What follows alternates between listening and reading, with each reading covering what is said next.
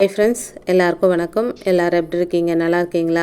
Welcome to Shakti Saravana YouTube channel. இன்றைக்கி செவ்வாய்க்கிழமை முருகப்பெருமான் வழிபாடு பண்ணுறதுக்காக பூஜையெல்லாம் அழகாக க்ளீன் பண்ணிவிட்டு பூவெல்லாம் சாத்தி ரொம்ப அழகாக தீபமெல்லாம் ஏற்றி வச்சுருக்குறேங்க.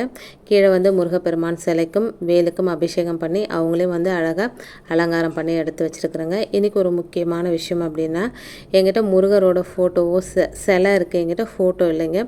ஒரு லேமினேட் செய்யப்பட்ட சிறுவாபுரி கோயிலுக்கு போயிருக்கும்போது ஒரு லேமினேட் செய்யப்பட்ட ஒரு முருகர் ஃபோட்டோ தாங்க இருக்குது என்கிட்ட. நான் அங்கேருந்து வாங்கிட்டு வந்தது.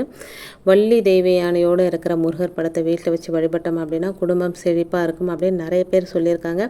எனக்கும் பர்சனலாகவும் சொல்லியிருக்காங்க. அதனால் ஆன்லைனில் நான் ஆர்டர் பண்ணியிருந்தேங்க. நான் ஆர்டர் பண்ணது கொஞ்சம் பெரிய சைஸாக தான் ஆர்டர் பண்ணேன். பட் எனக்கு வந்தது சின்ன சைஸாக தாங்க வந்திருக்கு. சரி, இருந்தாலும் அதை நான் ரிட்டர்ன்லாம் போடலைங்க. ஏன்னா ஏற்கனவே எனக்கு ஒரு அனுபவம் இருக்குது. மகாலட்சுமி தாயார் சிலை வாங்கும்போது நான் ஒன்று ஆர்டர் போட்டேன், எனக்கு ஒன்று வந்தது. நான் 2 தரம் அதை திரும்ப ரிட்டர்ன் போட்டாலும் எனக்கு 3வது தரம் அந்த மாதிரி சிலையே தாங்க வீட்டுக்கு வந்தது. அதுலேருந்து எனக்கு தெரிஞ்ச விஷயம் என்னென்னா, நான் வர நினைக்கிறத உன்னால் தடுக்க முடியாது, நான் தான் உன் வீட்டுக்கு வரணும் அப்படின்னு நான் முடிவு பண்ணிட்டேன். நீங்கள் எத்தனை தரம் போட்டாலும் நான் தான் வருவேன் அப்படின்ற மாதிரி எனக்கு ஒரு ஃபீல் வந்ததுனால நான் அதை மாற்றலைங்க. அவங்களே வச்சு தான் இப்போ நான் வழிபாடு செஞ்சிட்ருக்கிறேன். எங்கிட்ட இருக்கிற மகாலட்சுமி தாயார் 2 தரம் நான் ரிட்டர்ன் போட்டு 3வது தரமாக என் வீட்டுக்கு வந்தாங்க. அதனால் அதை மாற்றலைங்க. அதே மாதிரி தான் இந்த முருகர் சிலையும் கொஞ்சம் பெருசாக போட்டேன். பட் எனக்கு சின்னதாக தான் வந்தது. இருந்தாலும் ரொம்ப அழகாக இருந்ததுங்க. அவர் எப்படி வரணும்னு அவர் தான் முடிவு பண்ணணும். சின்னதோ பெருசோ அப்படின்றத முருகப்பெருமான் தான் முடிவு பண்ணணும். அவர் முடிவு பண்ணி தான் எனக்கு செவ்வாய்க்கிழமை அதுமாக வீட்டுக்கு வந்தது. அதுவே எனக்கு ரொம்ப சந்தோஷமாக இருந்தது. செவ்வாய்க்கிழமை வந்த முருகப்பெருமானை, அதுவும் தம்பதி சமேதரோட அவர் திருப்பி அனுப்பத்துக்கு மனசு இல்லைங்க. அதனால் அதை பன்னீர் வச்சு ஒரு டிஷ்யூ வச்சு நல்லா தொடச்சிட்டு சந்தன குங்குமம் வச்சு அழகாக மல்லிகை பூவால் அலங்காரம் பண்ணிக்கிறேங்க. ஃபஸ்ட்டு டே நம்ம வீட்டுக்கு வந்திருக்கிறார் அப்படின்றதுனால செவ்வரளி பூக்கள் அவருக்கு ரொம்ப பிடிக்கும். அதோட மல்லிகை பூவும் அவருக்கு ரொம்ப பிடிக்குங்க. அதனால் மல்லிகை பூவும் ஒரு பன்னீர் ரோஸும் வச்சுருக்கிறேன். மகாலட்சுமி தாயார் ஃபோட்டோக்கு கீழே வச்சுருக்குறேங்க. நான் வழிபாடெல்லாம் பண்ணி முடிச்சுட்டு இவரை தூக்கி மேலே மேடையில் வச்சுருவாங்க. அதே மாதிரி கீழே முருகர் சிலையும் வேலும் இருக்குங்க. இவங்களுக்கும் நம்ம அழகாக மல்லிகை பூவால் அலங்காரம் பண்ணிக்கலாங்க. வீட்டில் இருக்கக்கூடிய பிரச்சனைகளை வரிசையாக எழுதி பார்த்தோம் அப்படின்னா எழுதுறதுக்கு பேனாவும் இருக்காது, நோட்டு புத்தகமும் பத்தாதுங்க. ஏன்னா அத்தனை பிரச்சனைகள் வரிசை கட்டி நிற்கும். எல்லார் வாழ்க்கையிலும் வரக்கூடிய பிரச்சனைகள் தாங்க. அந்த பிரச்சனைகளுக்கு தீர்வு கிடைக்கணும் அப்படின்னா அந்த முருகப்பெருமானின் பாதத்தை பற்றி கொள்வதை தவிர வேறு வழியே கிடையாதுங்க. உங்கள் கணவருக்கு வருமானம் சரியாக இல்லையா, நல்ல வேலை கிடைக்கலையா, குழந்தைங்க சரியாக படிக்கலையா, வீட்டில் இருக்கிற பெண்கள் மன கஷ்டத்தோடு இருக்கிறீங்களா, கடன் சுமையால் கண் கலங்கி இருக்கிறீங்களா, வீட்டில் இருக்கிற பெரியவங்க உங்களை புரிஞ்சு கொள்ளாமல் சண்டை போடுறாங்களா, எந்த பிரச்சனையாக இருந்தாலும் சரி முருகப்பெருமானோட பாதங்களில் சரணாகதி அடைஞ்சிடுங்க. அதுக்கப்புறம் அதை எல்லாமே முருகப்பெருமான் பார்த்து பாருங்கள். முருகா அப்படின்னாலே ஓடோடி உதவி செய்கிற கலியுக தெய்வம். கந்தா அப்படின்னா இந்தா அப்படின்னு கொடுக்குற தெய்வங்க அவர். அதனால் அவரை நம்பிக்கையோட முழு மனசோடு வழிபட்டோம் அப்படின்னா கண்டிப்பாக அவர் ஒருபோதும் நம்மளை கைவிட மாட்டார் அப்படின்றது ஒரு நிதர்சனமான உண்மைங்க. முருகப்பெருமானை முதல் முறையாக வழிபடுறீங்க அப்படின்னா சில சோதனைகளை கண்டிப்பாக கொடுப்பார்.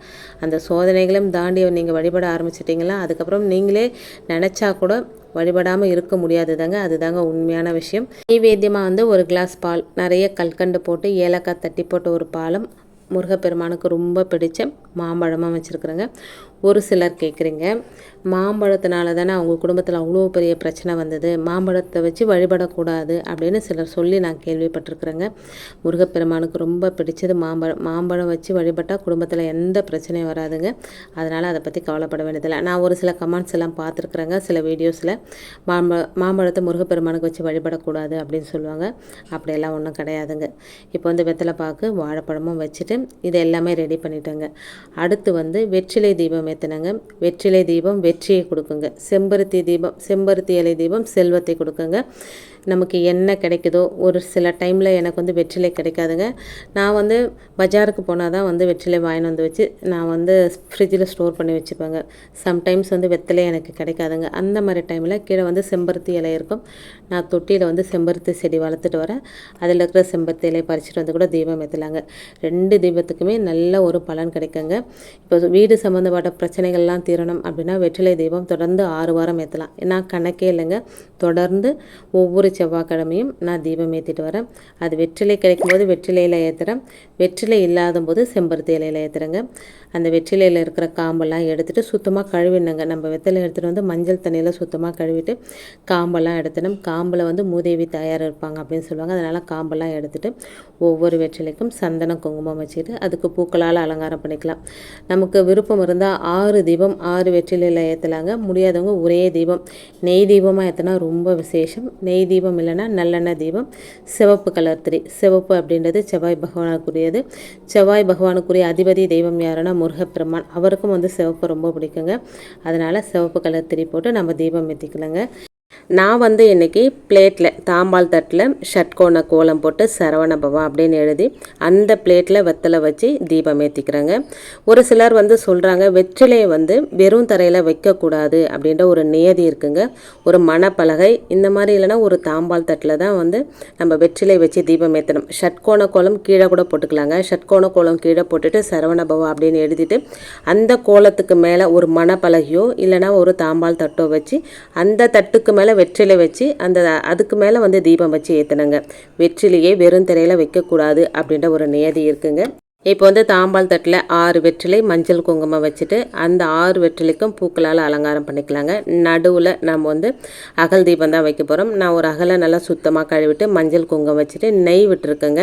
வாரத்தில் ஒரு நாளாவது நம்ம பூஜை அறையில் நெய் தீபம் ஏற்றுறது ரொம்ப ரொம்ப விசேஷம். அது வெள்ளிக்கிழமையாக இருந்தாலும் சரி, செவ்வாய்க்கிழமையாக இருந்தாலும் சரி, ஒரு நெய் தீபமாவது ஏற்றணும் அப்படின்னா நம்ம வீட்டில் ஐஸ்வர்யம் தங்கும் அப்படின்னு சொல்லப்படுதுங்க.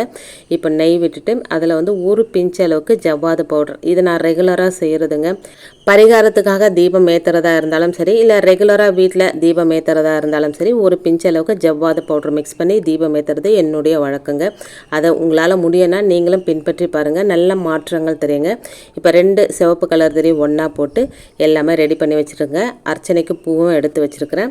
இப்போ வந்து மேலே இருக்கிற தீபம் ஃபஸ்ட்டு வந்து நிலவாசலில் ஒரு அகல் தீபமோ இல்லை ஒரு ஊதுவத்தியோ சாம்பிராணியோ ஏற்றி வச்சுட்டு அதுக்கப்புறம் வீட்டில் வந்து எல்லா தீபமும் ஏற்றிட்டு அதுக்கப்புறம் தாங்க கீழே வந்து தீபத்தை ஏற்றணும். அதோட வந்து தசாங்கமும் வச்சுருக்குறேங்க. தசாங்கமும் ஏற்றிட்டு முருகப்பெருமான் முதல் தரம் தம்பதி சமேதராக வந்திருக்கிறதுனால அவருக்கு வந்து அவருடைய போற்றிகள் சொல்லி அர்ச்சனை பண்ணிக்கிறேங்க. கந்த சஷ்டி கவசம், அதோட வந்து வேல்மாறல். யார் வீட்டில் தினமுமே ஒரு தரமாவது வேல்மாறல் யார் படிக்கிறாங்களோ அந்த வீட்டில் முருகப்பெருமான் கூப்பிடாமலே வீட்டுக்கு வருவார் அப்படின்னு சொல்லப்படுதுங்க. அவ்வளோ ஒரு சக்தி வாய்ந்தது அப்படின்னா வேல்மாறல். வேல்மாறல் எனக்கு மனப்பாடமாக தெரியாதுங்க. ஒரு 4-5 பதிகம் தான் தெரியும். அதான் ஆனால் தொடர்ந்து நம்ம கேட்க கேட்க கேட்க அது ஆட்டோமேட்டிக்காக நமக்கு மனப்பாடம் ஆகிடுங்க. கந்த சஷ்டி கவசம் வந்து மனப்பாடமாக தெரியும், அதை சொல்லிப்பேன். எப்பவும் போல் ஆறுமுகம் அருளிடும் அனுதினமும் ஏறுமுகம், ஆறுமுகம் அருளிடும் அனுதினமும் ஏறுமுகம். எந்த ஒரு விஷயத்துக்கு கிளம்புறதா இருந்தாலும் இந்த ஒரு மந்திரத்தை சொல்லிட்டு கிளம்புறேங்க. அதோட அகத்திய மகா முனிவர் அருளிய ஓம் முருகா குரு முருகா அருள் முருகா ஆனந்த முருகா சிவசக்தி பாலகனே சண்முகனே ஷடாக்ஷரனே என் நாவலும் மனதிலும் நின்று காக்க ஓம் ஹைம் ரீம் வேல் காக்க ஸ்வாகா. இந்த மந்திரத்தையும் சொல்லிவிட்டு நீங்கள் எந்த ஒரு விஷயத்தையும் ஆரம்பித்து பாருங்கள், அந்த விஷயம் வெற்றியில் மட்டுமே முடியுங்க. இப்போ அதெல்லாம் சொல்லி அர்ச்சனை பண்ணிக்கிறேங்க. கந்த சஷ்டி கவசம் மனப்பாடமாக சொல்லிப்பேன். வேல்மாறல் வந்து ஃபோனில் போட்டு விட்டுட்டு கேட்டுக்கிட்டே அர்ச்சனை பண்ணிக்கிறேங்க. அர்ச்சனையெல்லாம் நல்லபடியாக பண்ணி முடிச்சுட்டு தீப தூப ஆராதனை எல்லா தெய்வங்களுக்கும் அதோட முருகப்பெருமானுக்கும் காமிச்சிட்டு நெய்வேத்தியத்தையும் காமிச்சிட்டு என்னுடைய பூஜையை வந்து நான் நிறைவு செஞ்சுக்கிறேங்க. இன்னொரு முக்கியமான விஷயத்தையும் உங்களோட ஷேர் பண்ணிக்கிறேங்க. இது வந்து முருகரை வசியம் செய்யணும் அப்படின்னா ஒரு மாலை இருக்குங்க. அந்த மாலையை எப்படி நம்ம கட்டி போடணும், அந்த மாலை என்ன, அதை என்னைக்கு செய்யணும் அப்படின்றத பற்றியும் இன்றைக்கி வீடியோவில் தெரிஞ்சுக்கலாங்க. என்னுடைய பூஜையெல்லாம் பண்ணி முடிச்சுட்டு அடிஷ்னலாக இந்த விஷயத்த உங்களுக்கு சொல்கிறேங்க. முருகரை வசியம் செய்கிறதுக்கு ஒரு பொருள் இருக்குது அப்படின்னா அது வந்து மறிக்கொழுந்து. இந்த மறிக்கொழுந்து வந்து முருகப்பெருமானுக்கு மட்டும் இல்லைங்க, எல்லா தெய்வங்களுக்குமே ரொம்ப பிடிக்கும். அதிலும் குறிப்பாக முருகப்பெருமானுக்கு ரொம்ப ரொம்ப ரொம்ப பிடிக்குங்க. இந்த மறிக்கொழுந்து நிறைஞ்ச வாசனை பெர்ஃப்யூம் நீங்கள் வச்சுருந்தீங்க அப்படின்னா, நீங்கள் ஏதாவது ஒரு நல்ல விஷயமா போகிறீங்க அப்படின்னா அந்த பர்ஃப்யூமை கொஞ்சமாக நீங்கள் உங்கள் மேலே போட்டுட்டு போனீங்க அப்படின்னா நீங்கள் போகிற காரியம் நல்லபடியாக வெற்றி அடையுங்க.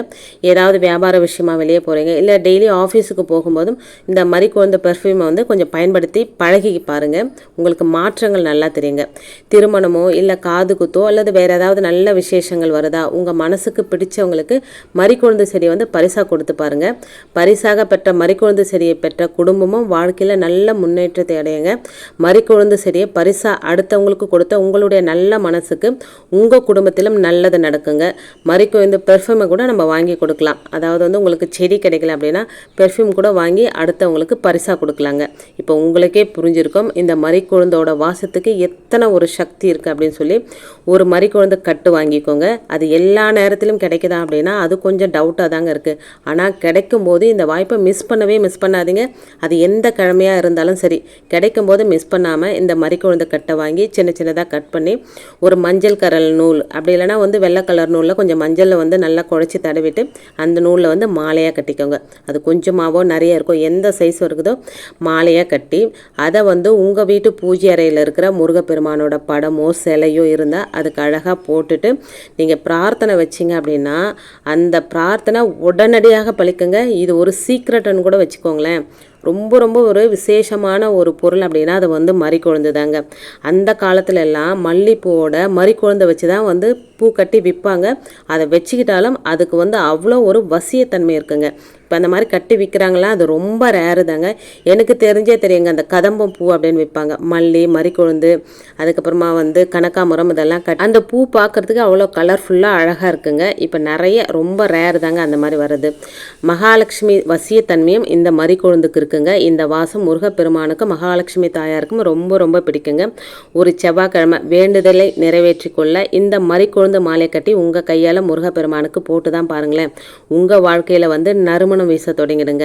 மல்லிகை பூவோடு மரிக்கொழுந்தையும் சேர்த்து கட்டி மகாலட்சுமி தாயாருக்கு மாலையாக போட்டிங்க அப்படின்னா ரொம்ப ரொம்ப நல்லதுங்க. மகாலட்சுமி தாயார் வசியம் ஆவாங்க.